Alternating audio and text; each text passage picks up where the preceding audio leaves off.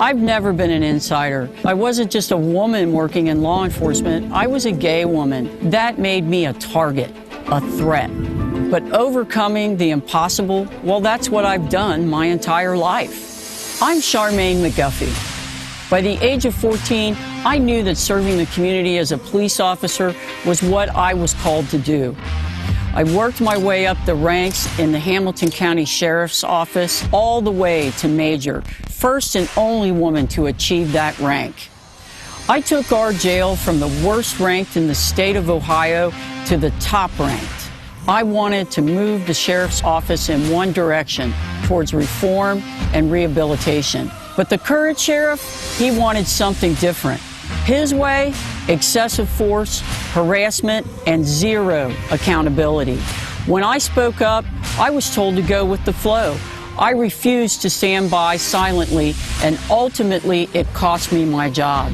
I decided to run against him in the primary, and I won. I'm running for sheriff because I know we can do better. In my 33 years as a police officer, I've seen justice and I've seen injustice. But I also know what it feels like to be targeted for who I am and not for something I've done. And there are systemic issues that we can no longer ignore.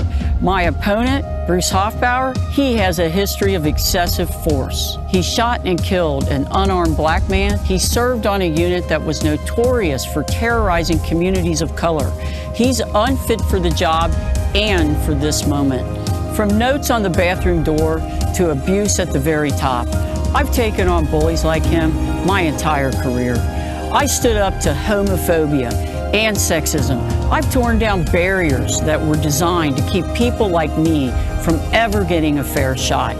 The courage to do what's right and just, no matter how difficult it may be. That's what history is calling us to do, and that's the kind of sheriff I'll be.